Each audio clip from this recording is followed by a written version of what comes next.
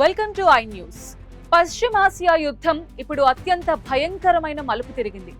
Iran గర్వంగా చెప్పుకునే Natanz అణు కేంద్రంపై మరోసారి భారీ దాడులు జరిగాయి.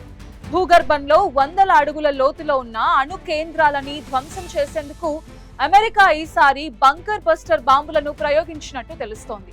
శాంతి చర్చల మాటలు వినిపిస్తున్న తరుణంలో జరిగిన ఈ దాడి ఇరాన్ అణు సామర్థ్యాన్ని ఎంతవరకు దెబ్బతీసింది? ఈ పరిణామాలు ఎక్కడికి దారితీస్తాయి? ఇప్పుడు చూద్దాం. ఇరాన్ అణు స్వప్నాన్ని అమెరికా కళ్లెదుటే సమాధి చేస్తోంది. ఇరాన్ లోని అత్యంత కీలకమైన నటాన్స్ అణుశుద్ధి కేంద్రంపై మరోసారి వినాశకర దాడులు జరిగాయి.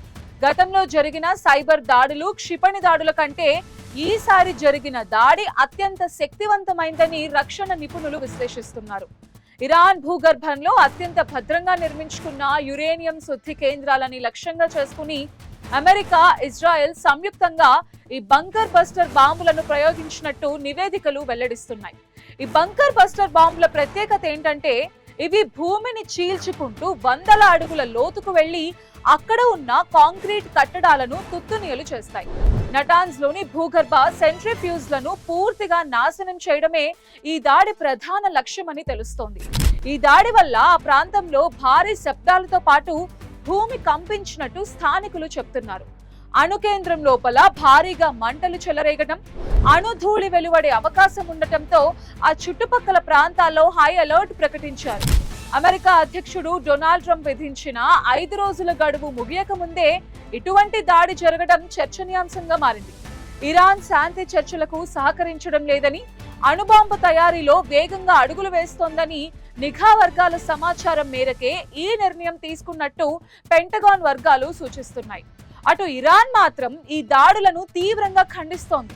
తమ అణు కేంద్రాలపై దాడి చేస్తే అమెరికా, ఇజ్రాయెల్ నగరాలను శ్మశానాలుగా మారుస్తామని ఇరాన్ రెవల్యూషనరీ గార్డ్స్ హెచ్చరించారు.